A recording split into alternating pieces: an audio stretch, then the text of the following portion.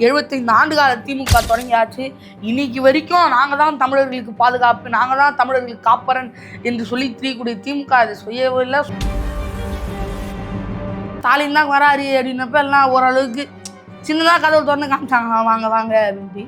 இப்போ ஸ்டாலின் தான் வராரு அப்படின்னாலே எல்லாம் கதவு மூட்டு அவரெல்லாம் வரானா திருப்பி போக சொல்லி.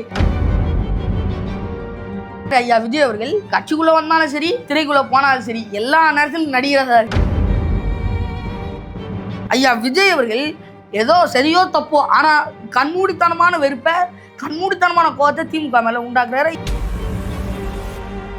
டிஎம்டிகேக்கு வந்து 10 சீட்டு கொடுத்துருக்காங்க, விசிகாக்கு ஏன் 8 சீட்டு? விசிகா ஆரம்பத்திலிருந்து கூட இருக்காங்க.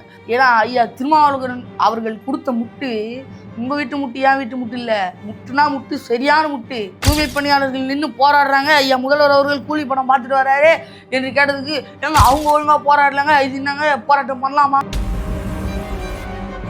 தொடக்கத்தில் இந்த ஐயா திருமாவளவன் அவர்கள் அவமானப்பட்டு அசிங்கப்பட்டு தான் அடுத்த ஜெயலலிதானா எடப்பாடி தாண்டா என்று அந்த பிம்பத்தை வந்து கட்டமைச்சிட்டு வர்றாரு.